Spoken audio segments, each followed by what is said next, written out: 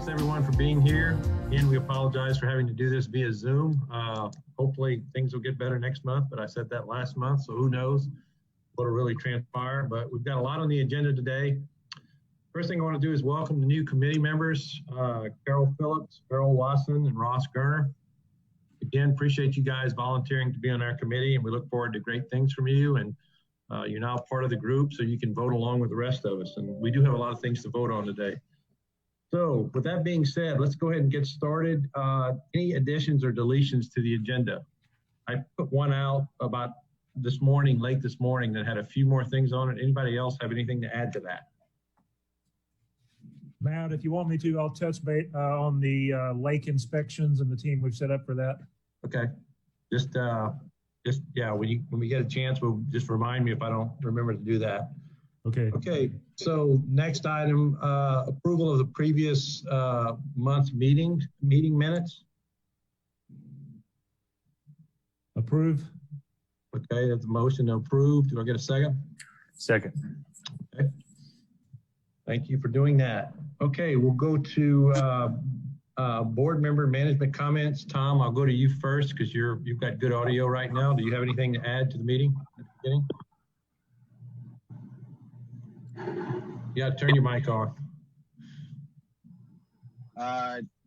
Wanted to cover the special events, but that's later on in the agenda. Okay. And then the budget for 2021, and then finally the recommended changes to the voting regulations that Ross came up with. Ross, maybe you could cover that. You know, just in case, since I'm traveling right now, in case my connection drops. Matt, did you want me to cover those things, or do you want me to wait until they're on the agenda? Let's wait if we can, because there's a couple other things I want to do first. one of which is swearing in the new members and electing officers. So, sounds good. If you don't mind, let's go ahead and do that first. So we've got 3 new board members, 3 new committee members, excuse me. And then, as far as I know, there are 3 members willing to continue serving as chairman, vice chairman, and secretary. Kelly Austin has asked to become just a regular board member. Ross Gerner has agreed to serve as the vice chair role. So what we need to do now, if no one else is interested in one of these positions, we need to go ahead and get a motion to recommend these 3 individuals and to get a vote on that so we can be official. I'll make the motion. Okay, do you want to go ahead? It's been second. Okay. Do we want to make that a little more formal? You want to read the names of the 3 individuals and make it a little more official than that, just for the record? Yeah. So Jason, go ahead. Looks like he's muted. I don't have the names in front of me. I apologize. Well, can somebody else read them off? Kelly, you want to do that? I'll motion that we nominate Matt to be the chairman, Ross to be the vice chairman, and Paul to be the secretary. Okay. So based on that motion, all in favor? Aye. Aye. Is anyone opposed? Okay, with that, the motion carries. Okay, thank you very much for doing that. And again, welcome to the new members on the board, on the committee.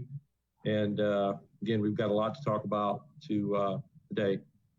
So let's go into, since Tom is still with us, let's go into the special events for 2020. And Tom can cover that off. And then later we can, after he's finished discussing that, we have to vote on a couple of different things on that special events deal. Go ahead, Tom. Okay, regarding the special events, the board just approved last month changes to policy 3.04, which gives the committees some flexibility if they need to approve a special event. And I prepared a memo for everybody to approve these. The committees would need to vote on them. We always want to be focused on taking care of our membership. That's first and foremost. But on occasion, we're going to have special events. And so the special events that fall under the Lakes Committee are the Kids Fishing Derby and the KBF Kayak Fishing Tournament. Now, 2020 is a little bit different because of COVID and also because the changes to policy 3.04 were made halfway through the year. So in a normal year, what we would do in 21, we would address all the special events for the coming year in January. That way we can set the calendar well in advance. But we didn't want to just go with the assumption for 2020 that all these events had taken place or were going to take place were approved. The other thing that I would want to mention is simply because we have had an event in the past does not guarantee that the committee would want to approve it going forward. It's totally acceptable if based upon the approval of the 2020 plan and our focus on making sure that we take care of our membership, it's possible that we may rethink some events that have taken place for several years and decide that the event should not continue forward. So what I'm asking the board is, asking the committee to do is to discuss the two events for this year and take a vote on each of those to determine whether we should move forward with them or not. And that was it on that one. Do you want me to jump to the next one and you can take the vote later on? Yeah, we can do that. Go ahead. Okay, Hey, the next Tom? item. Tom, Yes. do we need to discuss the Derby? Yeah, Or is that a go? You do have to, we do have to have a discussion regarding the Kids Fishing Derby and the KBF Kayak Fishing Tournament. To my knowledge, those are the only two special events that need attention at this time. Now this is Jason. There's no KBF or Kayak Bass Fishing Tournament plan for Bella Vista this year. Okay, then we can drop that one. So then we're really down to the Kids Fishing Derby. Go ahead. So moving on to the next subject, the 2021 budget is that time of year where we come to the committees and ask them to provide us with their input regarding what capital projects or expenditures that the committee would like to see in the budget. A capital project may be, years ago we did the fishing dock over at Loch Lomond, and an expenditure example would be several years ago the committee asked us to increase the size of the number of rangers and the patrols and so forth. So we would ask that the committee discuss these recommendations and have them finalized and submitted back by the end of August. Okay.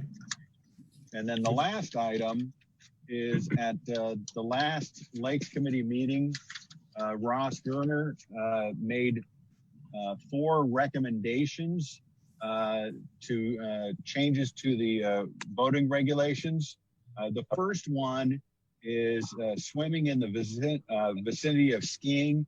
Basically, what we're trying to do is encourage people if they're gonna, go out and park their boat and have people swimming around the boat, that they do this in no wake zones, in the coves and so forth, because of the increase in the amount of space that the skiers need to be away from the shoreline.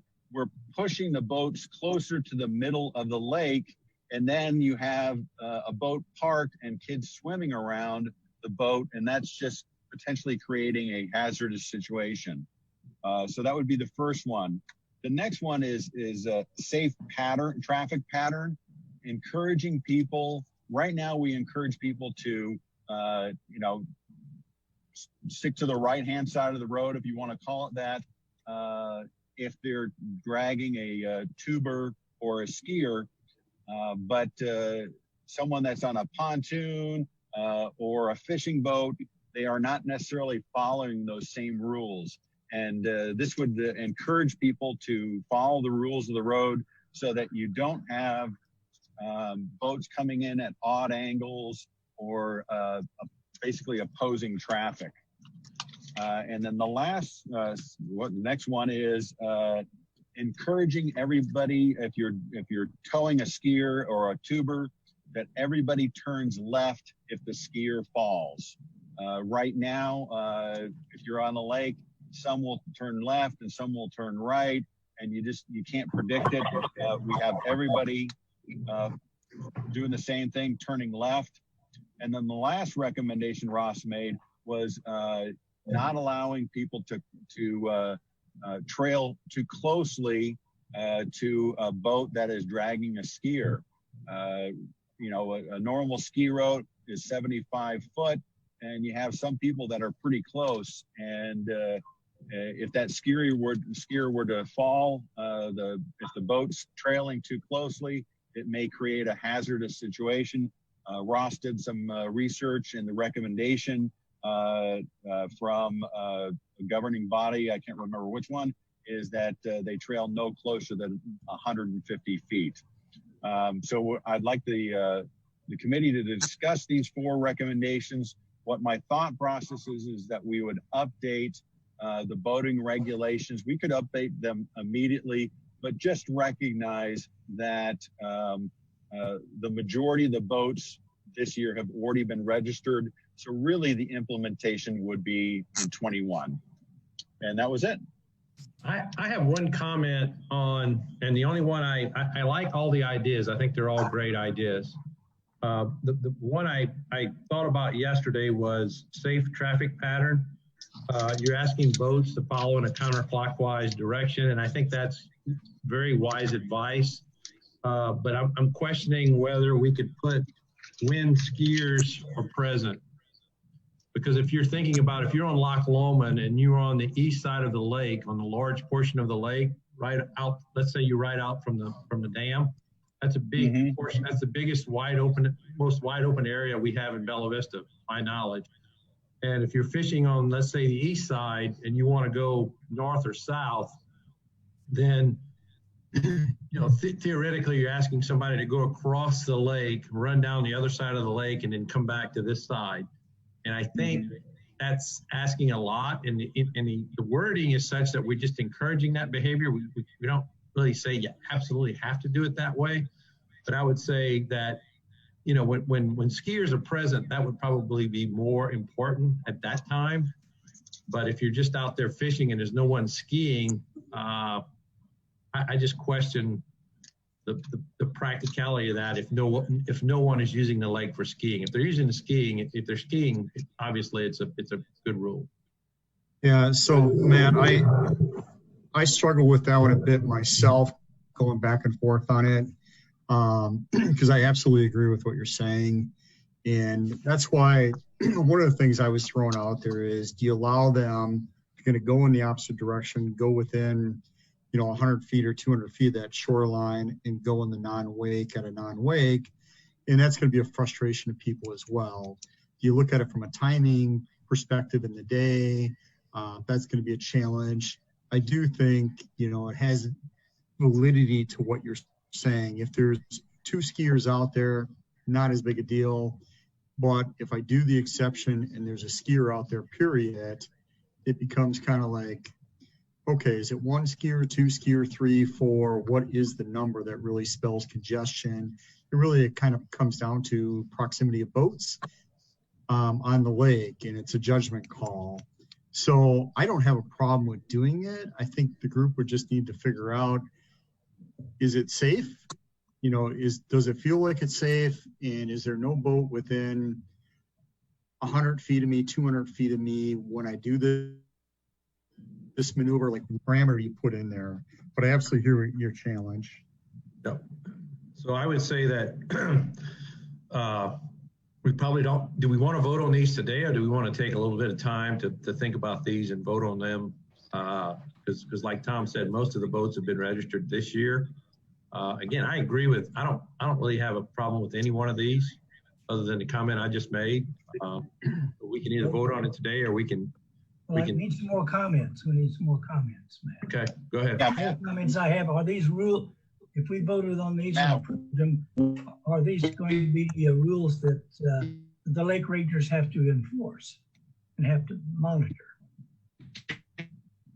Ultimately, I would say the answer to that question is yes. Okay. So it's. We're not in a huge rush to get these done. Okay. So I would say I think we've got a good start. Let's continue to think about these, and I will put it on the agenda again next month. And so if everybody would kind of think about these, and we can discuss if we need to at the next meeting, and we can do some more discussion today. But I think it's a very, very good start. I like what we've done, and I think they all make very much sense to me.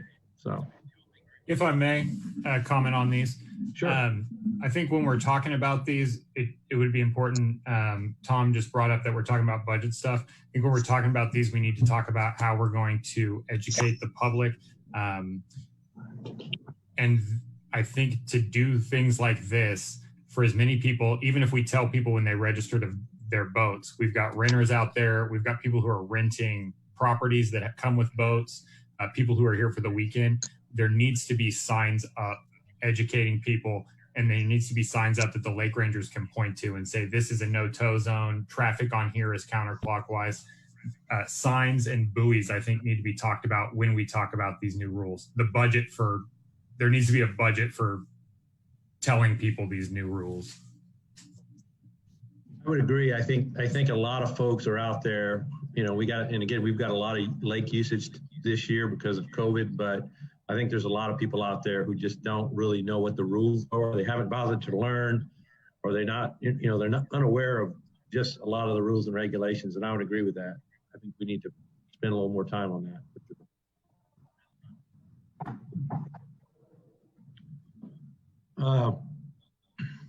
Okay, Ross, would you take that screen? Okay, there we go.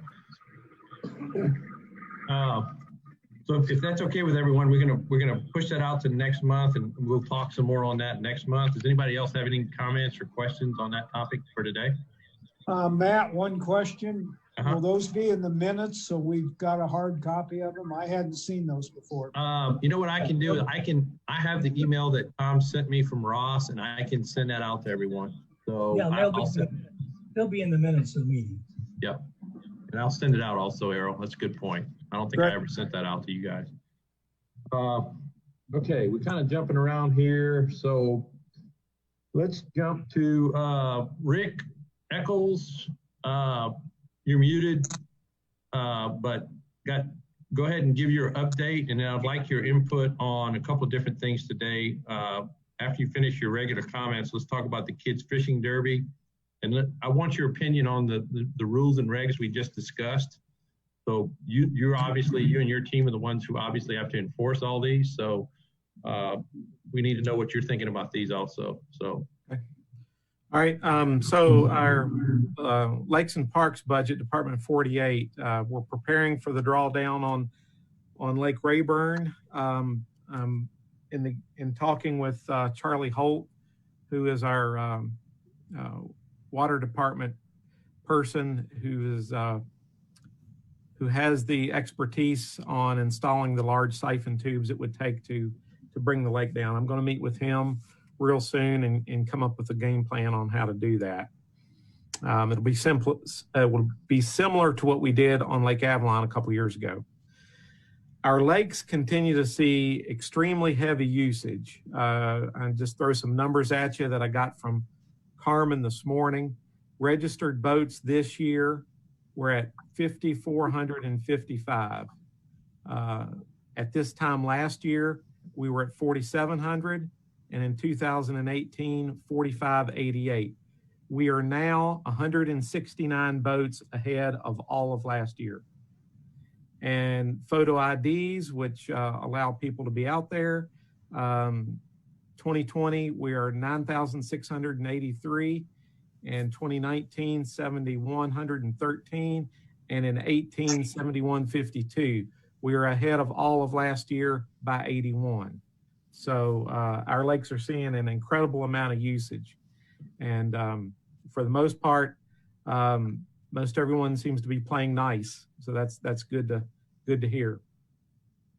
We have a fishery student with us who's working in our kind of a hybrid between our grounds maintenance and our fisheries division. He'll be leaving us in August, so we'll need to hire his replacement.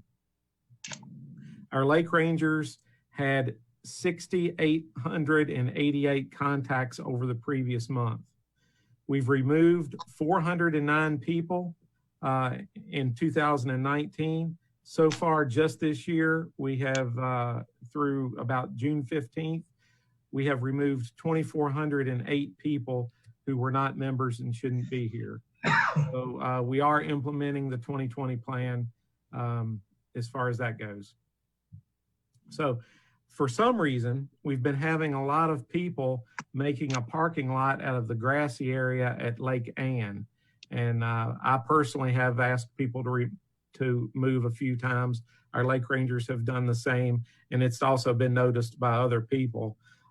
So we are printing signs, and we're going to get those put up to try to keep people off the grass. And a lot of that was in regards to putting kayaks on the lake, and we're going to direct people to do that either at the ramp or close to the ramp where they can they don't have to drive across the grass. We're continuing to improve our signage at kiosks and boat ramps. All of the signs that depict where you can pull a skier or a tuber or a wakeboarder, they've all been installed on the larger lakes. We're doing the same now on our no wake lakes with improved signage. We've had a run on trees falling into the lakes. Some we leave to provide fish habitat, and where necessary, we do remove them, and we have guys doing that almost weekly now. We replaced a kayak rack at Pontoon Park. That has increased capacity. We have plans to do London Landing next. It'll also increase capacity there. And we are prepared to do additional wake boat testing later this summer. We'll look for input from the committee on that. In our Fisheries and Water Quality Department, our fishing derby is scheduled for August 7th, and we can talk about that at this point. We plan to institute social distancing measures to be compliant with the state of Arkansas's mandates for putting on those events. I will say that if we're going to do this event, it has to be open to the public for us to receive free fish from the state of Arkansas. And it's only open to children. So personally, I feel like it's something we need to do, even though it's not just for the membership. It will be held at the Metfield Clubhouse pond on a day or on a morning when the golf course is closed to maintenance anyway. So it shouldn't impede any other activities. We also can say that our kayak demo days, which was scheduled for July the 18th, has been canceled, not directly because of the COVID virus, but because our sponsor can't keep inventory. So many people out there purchasing kayaks, which I guess is a good thing. Our E. coli sampling results have all been good from the Avalon Beach, so we're happy about that. Aquatic weed control on Loman and Avalon appear now to be under control. We are also doing some weed control on a couple of the golf course ponds at Scottsdale and Country Club, and that seems to be going well. And our team is also now making weekly inspections at the Highland Stump Dump in addition to the Trafalgar Stump Dump to comply with state regulations there. So that's all I have, and we can talk about the Derby if you'd like. now's the time to talk about the spreadsheet that you distributed earlier, Rick? We can do that. Hey, Rick, I had one Let's- question before you moved on. As Okay. far as the drawdown, did we ever make a determination if Lake Ann needed it again? My opinion is that we don't draw it down. As it worked out last year, we kept it down for an extra number of weeks. Most of the important work got done. In drawing that lake down, we end up flooding the storage business that operates just below that lake. The gentleman that owns that was very courteous in working with us last year. Not sure that he would be so friendly if we did it again back to back. Okay, sounds like we just need to go with Rayburn then. Yes. Yeah, now when do you plan to meet, Rick, with the Rayburn residents to talk about the procedures? I'm going to plan on putting together, I've got a PowerPoint that I've put together for previous lakes in previous years. I'm going to customize that to Rayburn, and we'll try to distribute it to residents at Rayburn. If in the next couple of months we feel like we can get together in person, I'm more than willing to do that as well. But right now we're just going to get that in their hands to view, and then they can ask me direct questions through email or phone if they need to. Thank you. Rick, I have a question about the Metfield Golf Course. If that's that has to be a public lake for them to do the kids derby on? We have to allow the public to fish there for that day. Just for that day? Just okay. for that day. Beyond that, we can close it down. Okay. So any fish that doesn't get caught just stays there, right? Stays put. Okay. Last year we did it there, and we've continued to feed those fish. And so we've got some real giants in there now, and should provide some good action for some lucky kids. That'd be great. Well, let's talk about the kids derby now. Anybody else have any questions about the derby? And we can go ahead and vote on that. Does anybody have any concerns or questions to Rick or anybody else about the derby? Matt, I've got one question. Are we voting on allowing the derby, or are we also voting on allowing the derby with outside open to the public? Well, I think based on the new rules, if we vote to allow the derby to take place, we're not inadvertently, but Rick mentioned that if we do get fish from the state, which we're going to do, it would be open to the public for that one day. And as Tom said earlier, based on the new rules that were modified, we can have outside residents participate in events, but we have to vote on every single one of them and give approval to do so. This is something we've done in the past. I think it's a really good cause, and I think kids really do enjoy it. So I would be in favor of it. But again, if we feel strongly against it, we can decide that we don't want to do this. Tom said earlier, just because we did an event last year doesn't mean we have to do it again this year. But this is one that is specifically targeted toward kids, and based on the fact that we're getting fish from an outside source, I think as a state, we have to allow the public, it has to be open to the public. I don't know if we have to advertise it to the public, but if somebody comes in from the outside, we have to allow them to fish. Yes. Is that the only negative that you see to the event? That's the only one I would consider, yes. If it's considered a negative.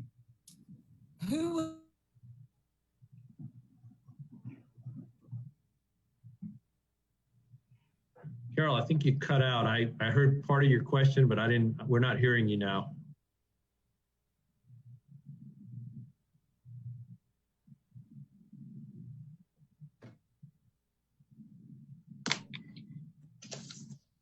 Now maybe we can hear her now. Oh, you didn't hear me. We didn't hear you. Yes. Who is considered the sponsor of the kids fishing derby?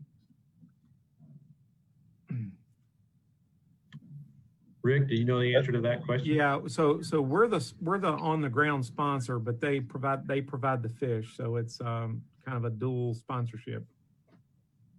So the POA, the board, and all that would be considered sponsors The POA in general. in general. Any other questions on the kids fishing derby? Rick, do we have any idea what percentage of the kids fish are children of members versus non-members? I don't have anything that I can point to as proof, but I'm going to say around 60 to 75% are members. We get a lot of kids that come in for the event and they're staying with their grandparents. So, I mean, they might not, their parents might not be members, but a lot of times their grandparents are. John, do you think that's ballpark accurate? I don't think John can hear you. Well, okay. He's muted. Actually, you were cutting out for me. Oh. Got an interview here. I was asking if you think that 60 to 75% of the kids are the children or grandchildren of members. Yes, I'd say that's certainly accurate. It's actually advertised. It's not really advertised, but there's a list of fishing derbies that go up on the website. So unless you were a person that was specifically looking at where fishing derbies were in Northwest Arkansas, you probably wouldn't even know about it if you weren't.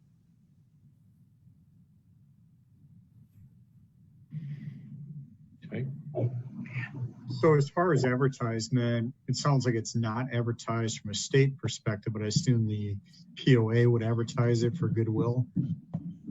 Yeah, Ross, you're correct. We would advertise it in our newsletters and so forth, but we don't,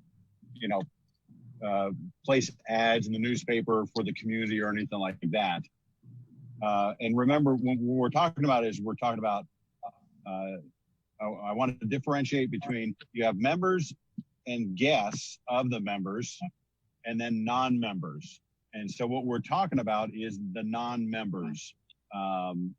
And so when Rick was referencing that maybe the grandparents were the members, but then those grandkids would be guests and probably have guest passes. So those would be allowed anyways. It's the people that are non-members that have no affiliation with the POA at all, which is why the committee would need to take a vote, because those are the ones that we're specifically allowing. Do they have to pay a fee? No, we're not allowed to accept a fee. Charge. Okay, yeah. I have a question. This is Grace. Is there an easy way for us to find out as people check in for the Derby if they're here in Bella Vista or if they're from the outside? It would be interesting to get that information going forward. There is a registration process, and we can always add that question. Yeah, if it's easy, I think that might be worth it, just because, outsiders are starting to be more of a question on events like this. It's also a great way to get exposure for Bella Vista and POA and all the great things we have to offer up here. So I'm strongly for it and appreciate you guys doing it. Yeah. It's really no skin off our nose, other than we'll have a few staff members out there. It'll be a work day for them. Can any of us volunteer to help with that somehow? Absolutely. In fact, we're going to need likely more volunteers this year than normal, because we're going to implement social distancing standards.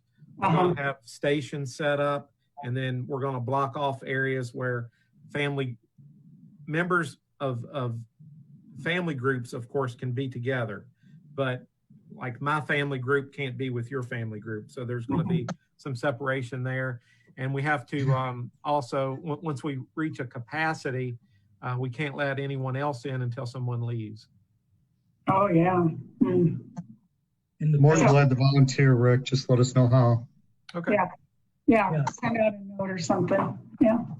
Okay, so if there are no more questions or comments, somebody needs to make a motion and we need to have a vote. I'll make a motion that we approve the fishing derby. Okay, all in favor? Aye. Aye. Okay, Aye. any opposed? Okay, motion carries. So the derby has been approved. Matt, Yes? am I right in assuming no other outside kind of derby activities are on the board at this point and for the future? There's nothing until this derby comes around again next year. Okay, so, all right. Okay, so before we let Rick go, Rick, any comments on Ross's proposal of the new rules about water skiing and following too closely and skip traffic patterns and that sort of thing? Anything that's concerning to you, or Not that's really concerning if and I think the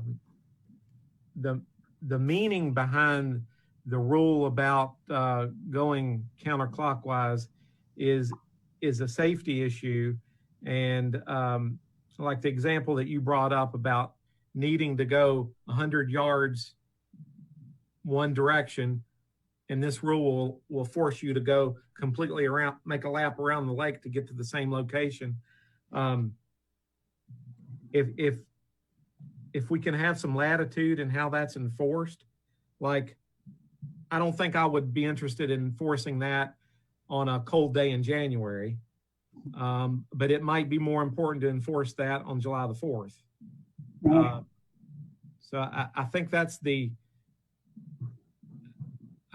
intention of the rule is safety, and if a little bit of discretion can be used and when it's implemented, I would be okay with that. okay?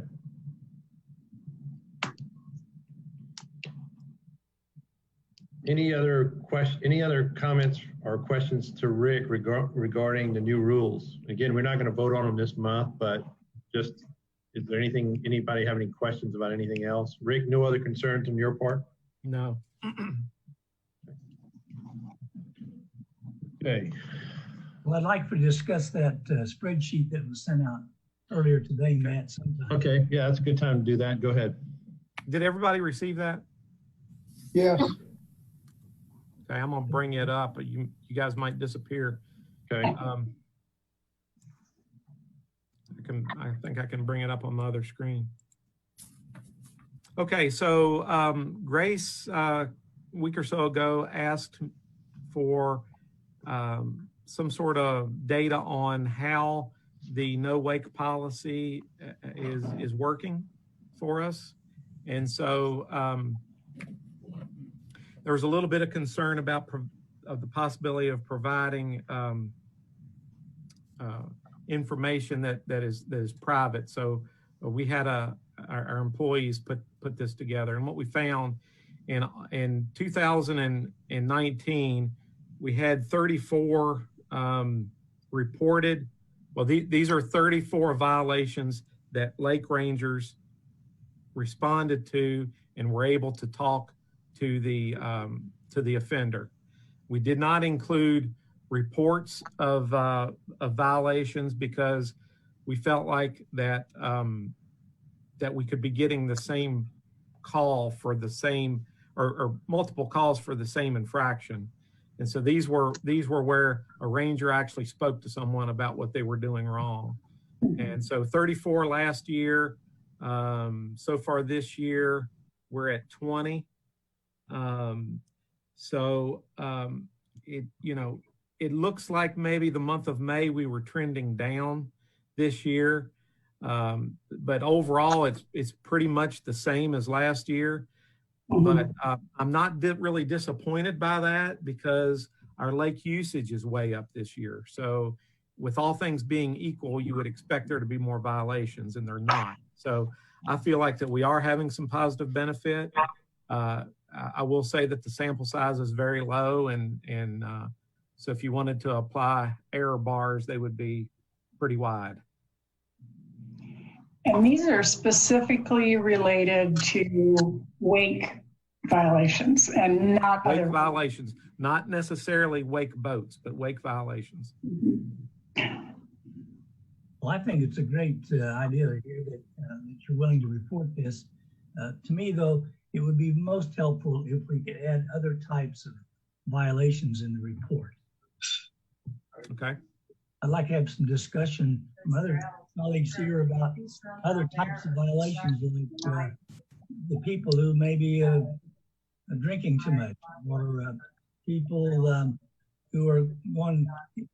If we do pass the new rules that Ross is talking about, that they would be the types of reporting items that would show up maybe weekly. I would say so many people were met and dealt with that were violating the rule of speeding too close to the property or too close to other boaters, or etc.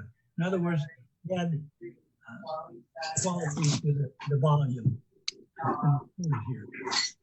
If we could lump these into larger categories, I don't want, each specific violation to have its own category. But yeah, that's something that is doable. Okay. Well, are we willing to do it? Do we need a motion to do that, or is that something that you feel is reasonable and wouldn't require a lot of extra effort or more data variables? Or we're tallying data on a weekly basis now anyway. It wouldn't. I don't think it would take that much more time to add a couple more categories.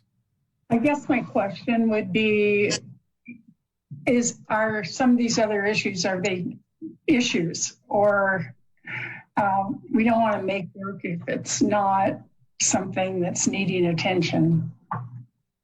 The alcohol is, we get a handful of those every year, no more than half a dozen. Haven't had one for a while. Last year we went through a phase where that was seemed to be more of an issue, but it settled down. Now, I can get with my lead ranger and find out and ask the question, what are your most often, what rules are most often broken? And we can put together a small list. Do you see any rules now that are being violated that would require action by the JEC or help from the JEC?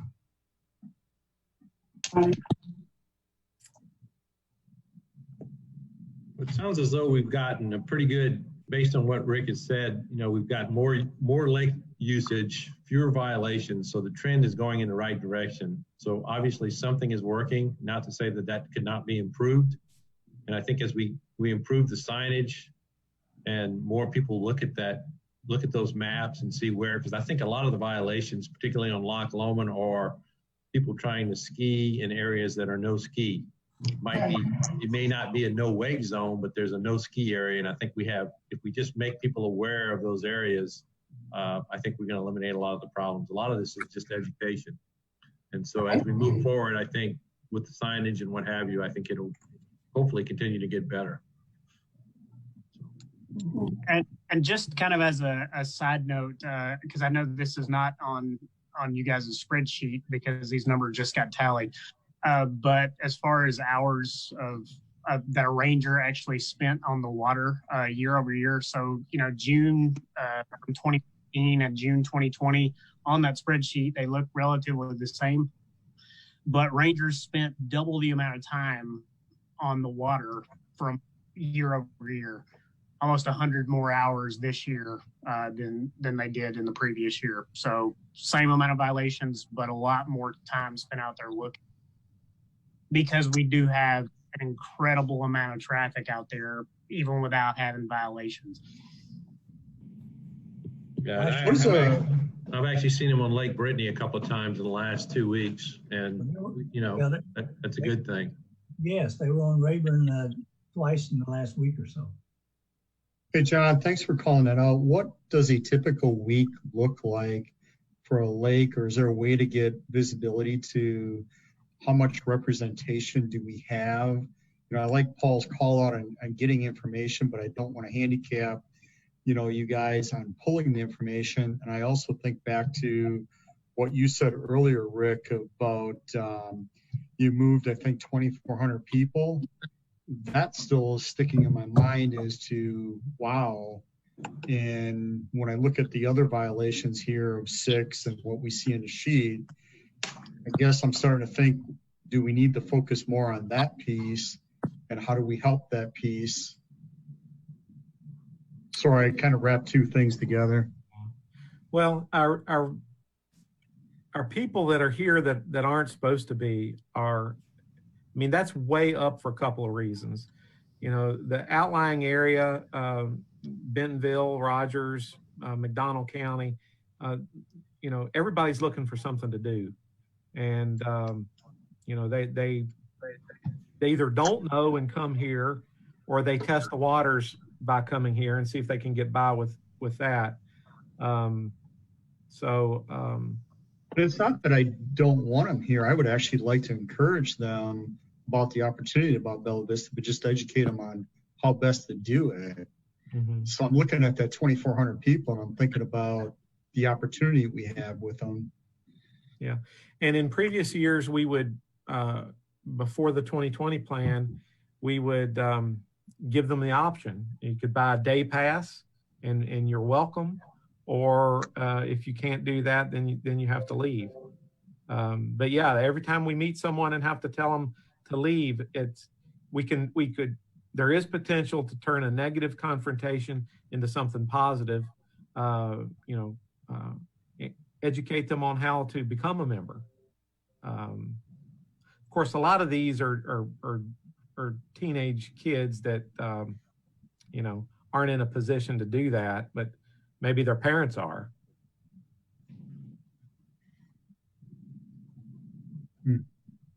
Hey, Rick, is the Ranger boat on Lake Windsor out of service? Should not be, no. Okay.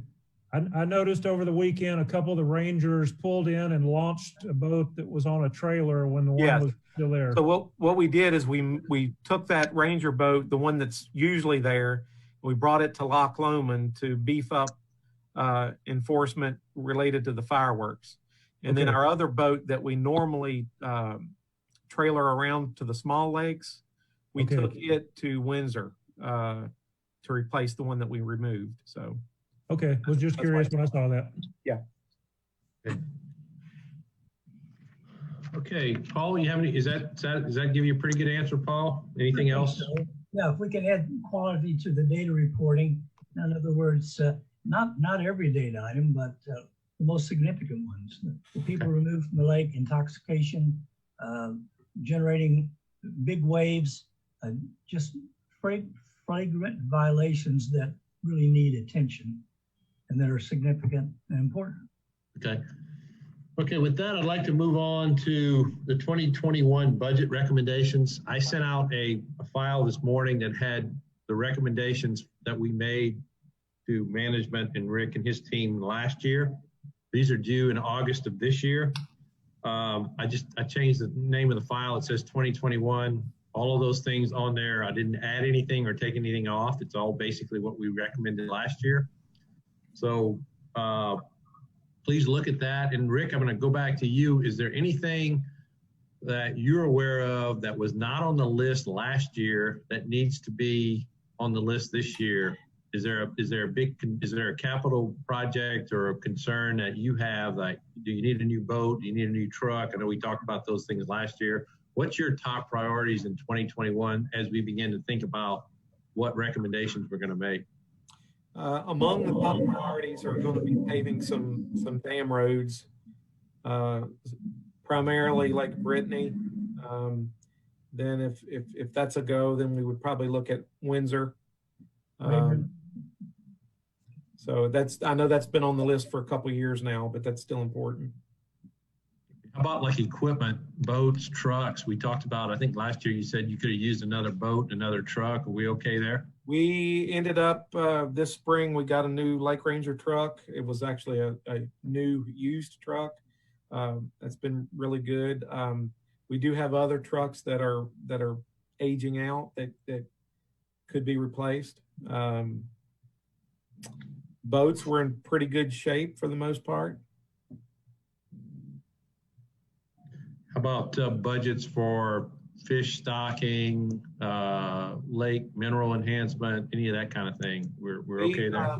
We're pretty good with the same, if we can get the same numbers that we got this year, we're pretty good there. I am stocking channel catfish this fall. It's been a few years. That line item could be beefed up a little bit. And we also want to stock blue catfish for the first time in quite a while. And those tend to be more expensive.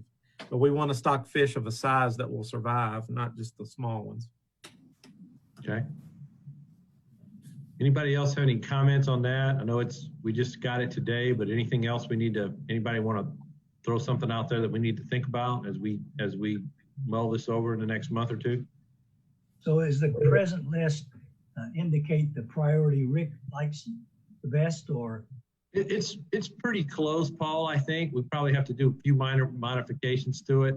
Again, I haven't spent a lot of time on it. I dug the file up, wanted to make everybody aware of it and make everybody start thinking about it. But I think it's, with some minor tweaks, we're probably 90% there.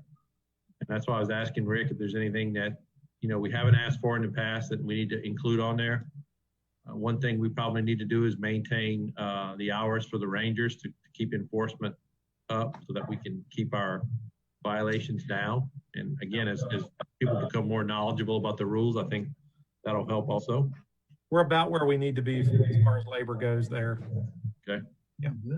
One other thing that we had discussed on the wakeboard question was if we're going to do additional testing for property damage and put a little more time and money into evaluating that. Is that something you still feel we need to do? Is that question directed to me?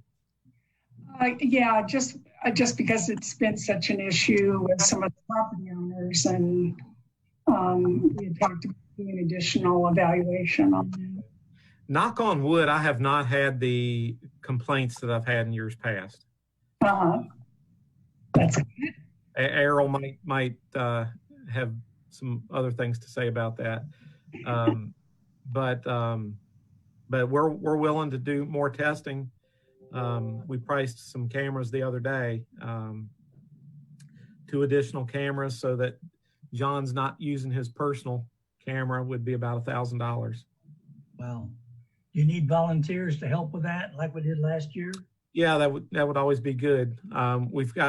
I still feel like we have Andy Grover and his friend that would be willing to help us do that. But if we wanted a different make and model of boat, maybe we should go searching for somebody. Yeah, I'd like to help. If I'm in town when that goes on, I'd like to be there too, Rick. I know I was out of town last year, but I'd like to be there this year if we do that. Yeah, me too. Rick, I also would be more than happy to volunteer. All right. Absolutely. We're going to pick up this ball and get it rolling later this month. Good.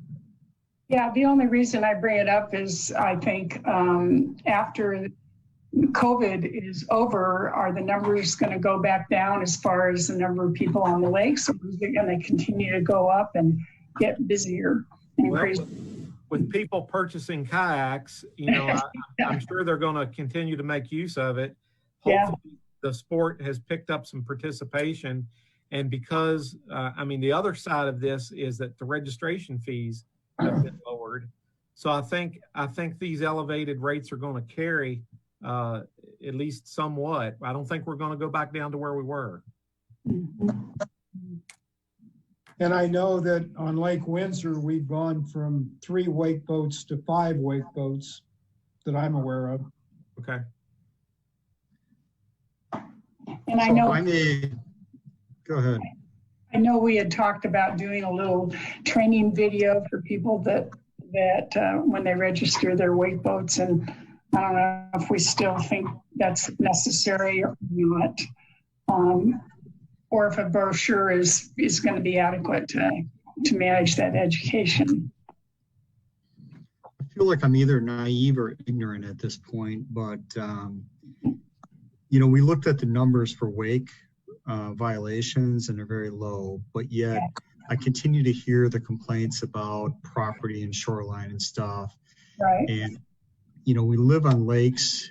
We have no wake areas. When in a no wake area, you've got issues. It sounds like the rangers are taking care of it. I live on one of the lakes. I heard them with their bullhorns this weekend, and it's rare that I see wake issues. But also, when you live in a wake area on a lake, you should be expecting to retain and have to repair. I've always had to for years. I'm just not following the logic here and where the issue is. It seems like the numbers are low, but we hear a lot of complaints. I'm not getting it. I think part of the thing, Rob, part of the concern is that we had so many complaints last year. We spent, I would say, the majority of our time last year, and even a lot of time in the year before, addressing wake boat concerns. And to your point, I think people are concerned about what might happen versus what is actually happening to a certain degree. I don't think we had very many incidences last year. That being said, one is probably too many. And I think, Rick and his team have a lot of it boils down to just enforcement and people knowing what the rules are and following those rules. And I think the reason that it keeps coming up is because it was such a big issue last year. Albeit I think we got a pretty good handle on it. But again, we have to continue to watch and make sure that things don't get out of hand. So I think that's kind of the reason why we're getting so many comments on that. If the comments from that, it would seem to me reasonable for the committee to make statements that we support, saying that we feel that the damage is mainly caused by, say, 80% weather, 10% wake boats, and come out and say we've studied the issues, we've investigated them, we feel that these are the likely reasons that this is occurring, and that that's going to happen, and that when people come back to the meeting next year and start complaining about the same thing, they could go to the minutes of the meeting or some other document and say, this is what the Lake Committee has come up with for understanding and for a statement about what these issues are and what we can do about it or what we can't do about it. There is documentation on the internet from various entities concerning the damage caused to vertical structures, meaning seawalls and so forth, from wind compared to wakes from boats. Wind damage, or the wind seems to just affect the surface primarily of the lake, whereas a boat with a propulsion system causes not only waves on the surface, but also subsurface. And that is where the damage comes in, the subsurface pressure impact against structures, whether it's a seawall or a dock or whatever. And they're out there on the internet, readily accessible from all sorts of entities. So you may want to look at that, because wind doesn't do, water from wind does not do the damage that a motor propelled boat does. Yes. I was thinking of weather in general, but of course, high winds are. And the concept makes sense to me, and I get that, and I've lived on several lakes, but when you live in a wake area, you're kind of taking on that ownership of the area. And when I look at our rules and regulations, when we've got a call out in there that, a wake boat that does damage to my wall, if it does, I can hold you accountable. Now, if I didn't hit it and it's really obvious, I get it, but I think you're going to be extremely challenged to prove it unless I absolutely hit it. I don't have a wake boat, so I don't really have a dog in the fight here, but it just to me, I think that's part of when you're living on the lake, part of what you take on, and it makes sense to me. But I guess I still don't get the whole concern here. I've replaced my seawalls before, and it's just part of living on a lake and part of the enjoyment. If we want the lakes not to have that piece, then they should all be, non-motorized or no wake. And we've got some of the regulations that put that in play. But when you're in other areas, you moved there, you knew what it was. Wake boats aren't necessarily new. They're growing in population. So I get watch it, but it just seems like a red hot button and it doesn't quite make sense to me. But thank you. Ross, have you been out in a kayak when a wake boat went by? Yeah, well, if I'm in a kayak, I assume I'm going to try to follow the area. I'm in a kayak at least every week on the lake. I've personally not been hit by a wake boat as far as, from their wave, but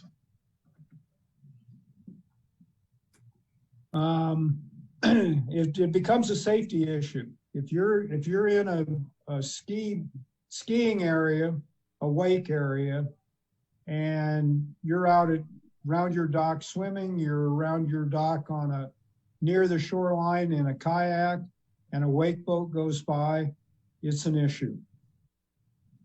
Even a pontoon boat, big pontoon boat? Yeah, it affects a pontoon boat, but not like being in a kayak or swimming. No, I mean a pontoon boat affecting a kayak. Not at all like a wake boat.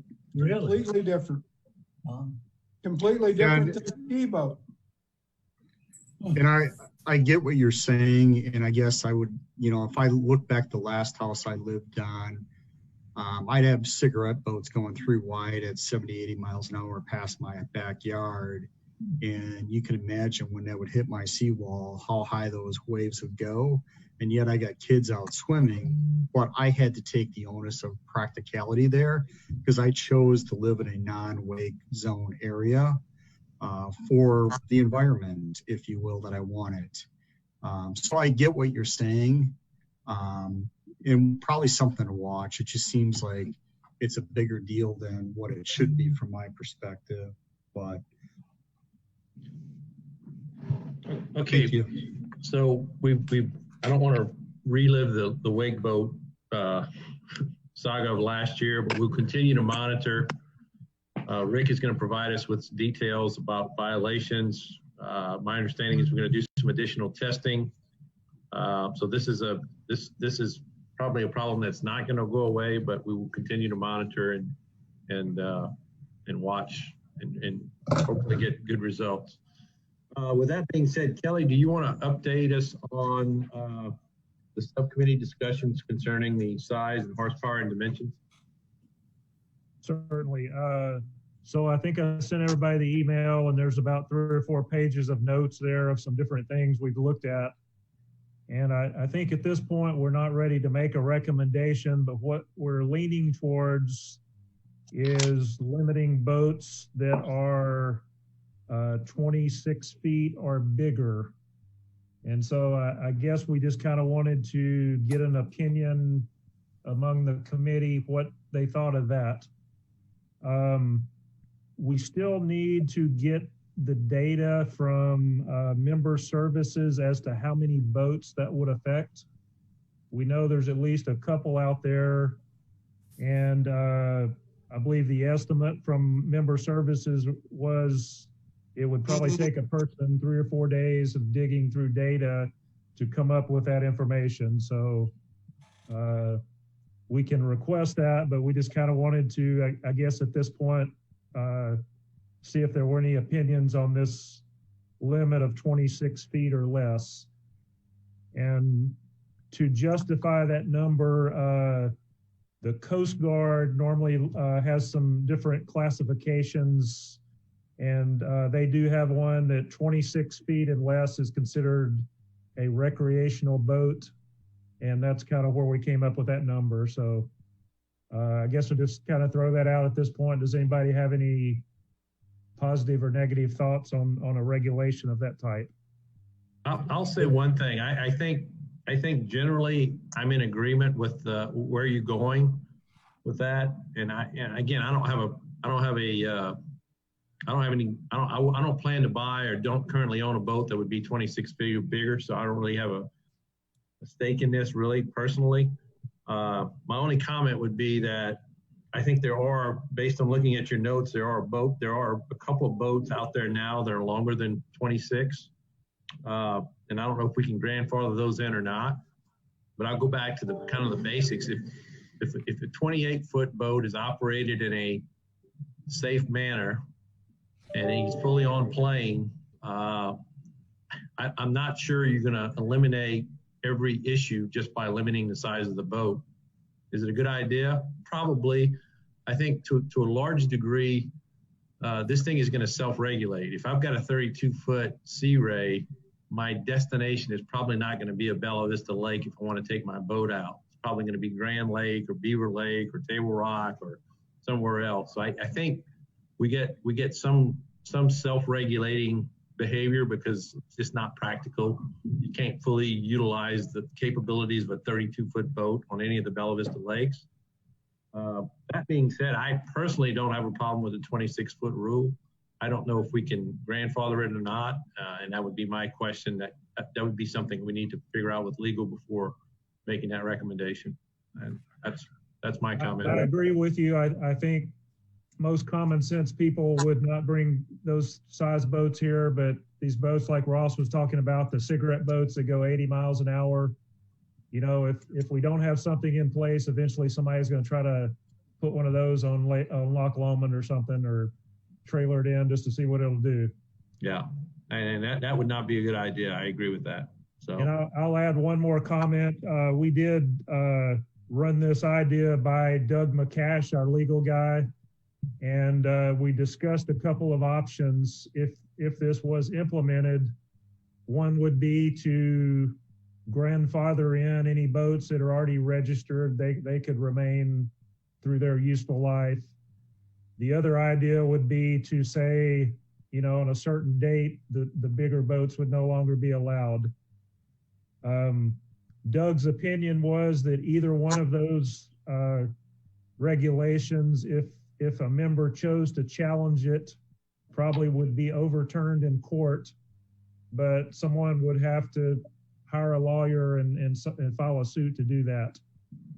So between the three of us on the subcommittee, I think we kind of thought we would prefer the grandfathering in anything that's already here, and thought that might be less likely to be challenged than if you told a guy your 30-foot boat has to go in 2 years, or, you know, whatever the date was.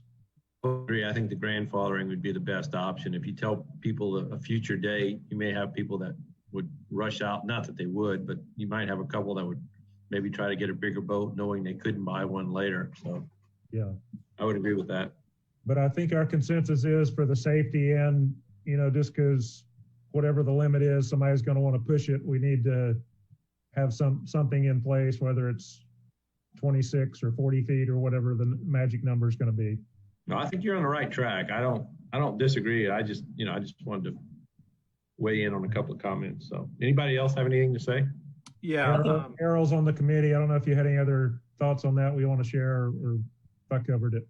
The other thing we're looking at is possibly setting a speed limit. We have recommended speeds right now, and the subcommittee has talked about possibly making a speed limit, maximum speed limit, part of a recommendation also. So I spoke to, or Rick Yorman called me the other day and was looking into the part about the speed limit, and I told him I would contact AGFC and get a clarification on what they enforce and what they can't enforce, and why it's written as a recommendation and not as a strict rule. And he got back, Daryl Bowman got back with me this morning, and I forwarded that response to Rick, and before I realized he wasn't going to be here. And Matt, I just forwarded it to you a little bit ago, so you might want to share it with the entire committee. But basically what was reiterated, I kind of knew this, is if we can get the city buy in, which the city is a municipality, then the AGFC would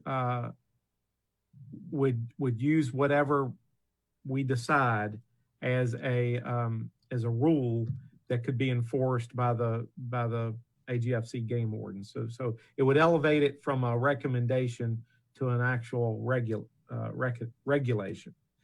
And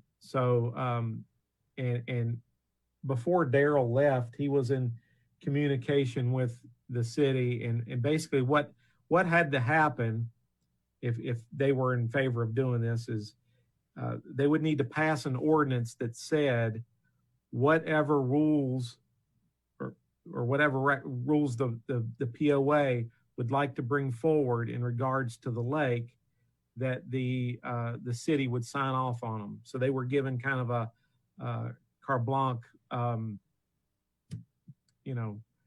whatever we decided. And it sounded like at the time they were willing to do that. I don't know if things have changed, but it might be an avenue we want to go down, not only on this issue, but other issues to put some more teeth behind any recommendations or rules we make. So.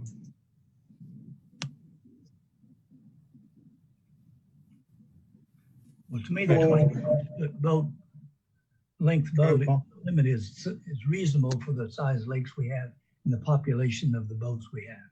And we have the ability to limit that the way things are currently, because we can just refuse to register larger boats. So that doesn't need anyone, that doesn't need an approval by the city or AGFC. So do we have issues with speed out there? You know, Rick, when I listened to you before, it wasn't something I heard you bring up as a concern.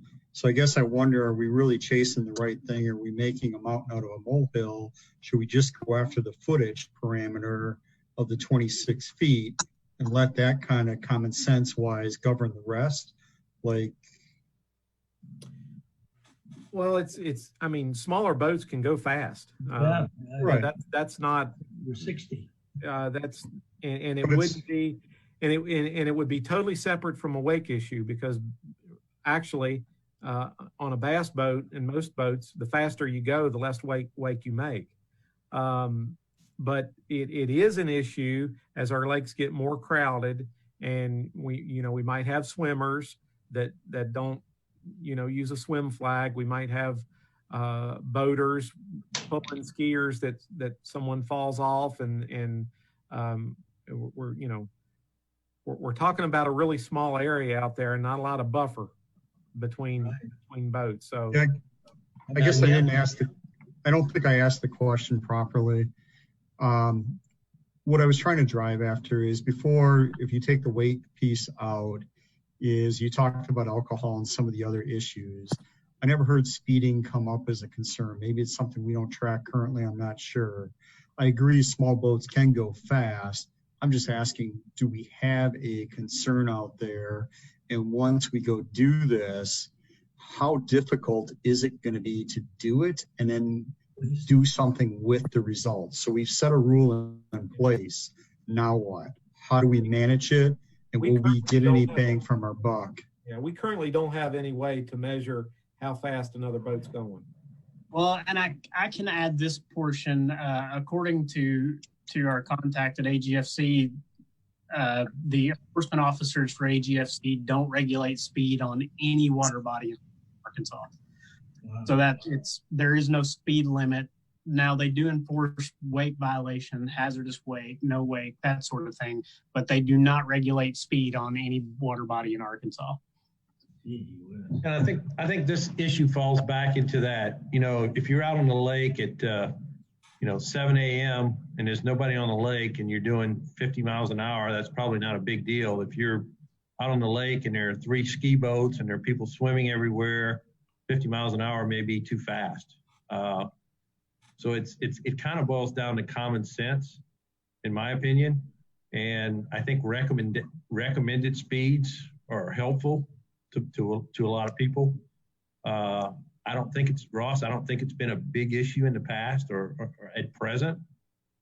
Rick makes a good point. As lakes get more crowded, people need to use common sense. You can't, you don't want to be running a bass boat at 70 miles an hour on a crowded lake, or if there are people present or swimmers or what have you. So I think we need to think about it in terms of, certain times of the day, it's probably not that big a deal. And in other times it probably is. And again, I don't know how it comes down to enforcement. Do you need to buy radar guns to enforce this policy? And our lakes are relatively small. By the time you get somebody out there, they're probably not going 70 miles an hour very long because the lakes just aren't that big. So there's a lot there that we need to think about, I think.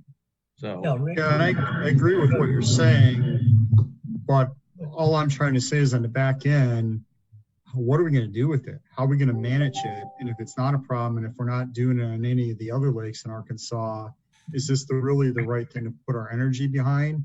Or do we make the first step of 26 feet and reevaluate down the road? So, but I hear you.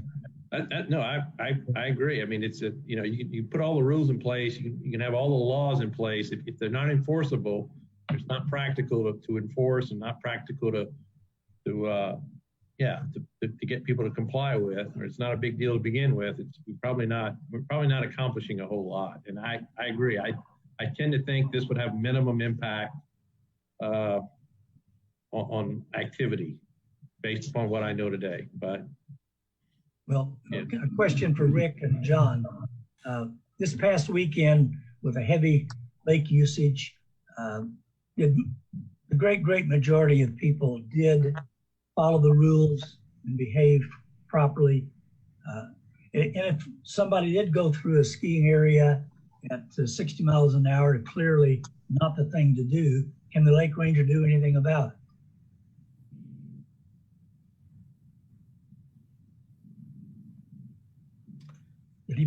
Did you hear me, Rick? I heard you. Not a good question. And my answer is I'm not real sure. If they're creating a dangerous situation, dangerous situation, we would stop the person and ask them to slow down. Okay. And if they told us no, we don't want to, I don't know. John, do you have a comment?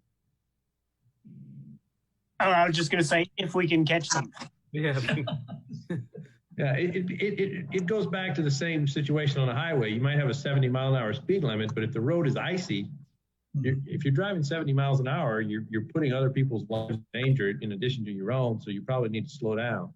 But I think to Rick's point, if you're behaving dangerously, I think we could at least stop somebody and give them a warning or say, hey, this is you're operating in an unsafe manner.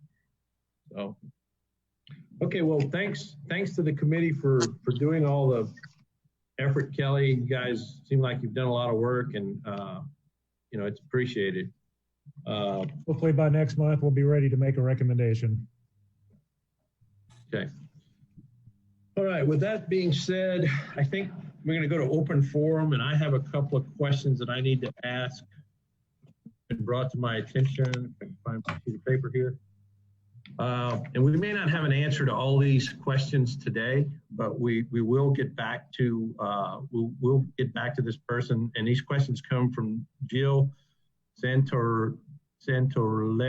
I think I'm pronouncing her last name right. And she has 3 questions. The first question really kind of goes back to, it's probably more in the camp of the Recreation Committee, but I'm going to go ahead and ask it because she put it on this list. How many soft trail spurs access points are planned by the Trailblazers for Bella Vista Lakes? Can POA members get a map of these locations? And I think, in speaking with Tammy earlier, this is more a recreation question that can be handled by the Recreation Committee, but she asked it, and so I agreed to read it at this meeting. The other question she had was, what environmental impact studies have been completed to understand what happens with public lake access? And I think she's relating to as we really don't have public access, but we can grant public access for special occasions. And so it's really not public access all the time. It's just on an as needed basis or an as voted basis. But anyway, I don't know if we've ever done any environmental impact studies on lake usage. And Rick, that kind of falls into your camp. So do you have an answer to that today, or is that something that's going to require some more research? To my knowledge, we haven't had any environmental impact studies based on lake usage and or access point construction. I think maybe that's sort of where she was going. Right. Additional erosion based on trail spurs, at the backs of coves and that kind of thing. There was talk of a graduate student doing something a few years ago. I attended a conference, and there was talk of a graduate student doing something here along those lines, but I'm not sure if it ever took off or not. Okay. Her final question was, what plans have been made to establish infrastructure for going public? Right? And again, we're really not going public. And this kind of relates to the soft trail spurs. And she mentioned trash pickup, but I think based upon the new rules that Tom elaborated on earlier, we're technically not public, but as events come up that we feel the public can attend, we can either vote yes or no on those. And again, we voted on one today on the Lakes Committee to allow the kids fishing derby. And again, we can't restrict outside. We can't restrict because we're getting fish from the state. We have to allow outsiders to be able to participate. And I think moving forward, that's, if that becomes a bigger and bigger issue with some of the members, then we may want to limit some of these activities. I personally think this is a good thing to do, and we voted to do that. But again, it'll have to be a case-by-case basis moving forward. Any other comments, Tammy, from anyone else, or does anybody have anything else before we close the meeting out today? Yeah, I have another question for Rick. How is the work continuing on the Granton fish cleaning station? I neglected to bring that up, but we have a quote from our company that's giving us, that's providing solar power. So we have that, and I'm ready to click go on that one. But I am waiting for a quote on the fish cleaning station itself, the table, all of that. I expect it to be within budget, but I'm waiting until I get that in before I actually purchase the equipment. So I want to get both pieces, but I should get it before the end of the week. Oh, okay. Yeah. Well, their engineering department was putting a custom product together for us, so it was going to take a little bit. Does any part of it need treated lumber? No. That's good, because the price of treated lumber, according to the fellow visited here this last week, it doubled. Oh my God! God. And I heard you couldn't even get it. Yeah. Hey, Matt. Yes. I wanted to let you know and to let Jill know that I am still working on getting answers to the questions, and we will get the answers to her as soon as I get them. Okay. Thanks, Tammy. You're welcome. And the other thing that I did want to mention to the new committee members, your name and phone number that was provided, email address that was provided on the application has been updated to the website. So if you do not want that, if you need a different email published, please let me know as soon as possible, and I'll get that changed. That's all. Okay, I want to thank Rick and his team. I've been on several of the lakes recently, and I think enforcement is. I feel like enforcement is much better this year. I've had. I was in the water swimming one day and had a ranger come up. We had a guy that had a kayak that was not registered, and he was told that he needed to get his kayak registered. And I've been on some of the wake lakes, and I've seen rangers come by, and I think they're doing an awesome job. So I wanted to say that to you and your team, Rick. I think they're really out there doing the job that needs to be done, and they've been polite and very respectful and that sort of thing. So thank you. We lose up to half of our crew from one year to the next because we have to let them go in the fall. And so luck was with us this year. We've got a really good crew this year. I would agree. Anything else that I've missed, or anybody else has anything to to add. There was an item on the agenda about the Rules and Regs Committee, but we've kind of already talked about that. So that was in relationship to the kayak tournament. So I think we're clear on that. I think I've covered everything. Anybody else? Matt, I'll just touch briefly on, I think I've covered all the spots for the lake inspections except for Lake Norwood, and Paul is going to try to get us a fly tire to cover that one. Okay. So I appreciate everybody who's volunteered for that. Some are on the committee, some are not, but our goal out there is just to kind of be a second set of eyes and look for any issues that need to be reported to Rick and John to get taken care of. Okay. Yeah, I'd like to say a comment about that too. I was visiting over on the dam at Rayburn, and folks are now beginning to use the picnic tables, and that's good. A large amount of activity on Rayburn and Rayburn's dam. The concern I would have is that the side road, the cars parked all the way from one into the dam to the other, and if that continues, that's going to be a problem. It probably won't, because in the past there's only been one or two, but gee whiz, the traffic on the dam and that's the only place to park. And so it's really been heavy. And it's good to see the parks being used. And as they park along the edges of that asphalt, it crumbles, Yes. bad asphalt off and makes the problem worse. So those areas are aging pretty quickly. Yes. Okay, with that being said, thanks everybody for attending. Appreciate the hard work everyone's done. Appreciate your time. I know it was a long meeting today. We had a lot to cover, and hopefully we can meet in person next month. I'm looking forward to that if that's possible. So we'll let you know. And again, take care. If anything comes up, please send me a note. Okay. Thank you. Meeting adjourned. Thanks.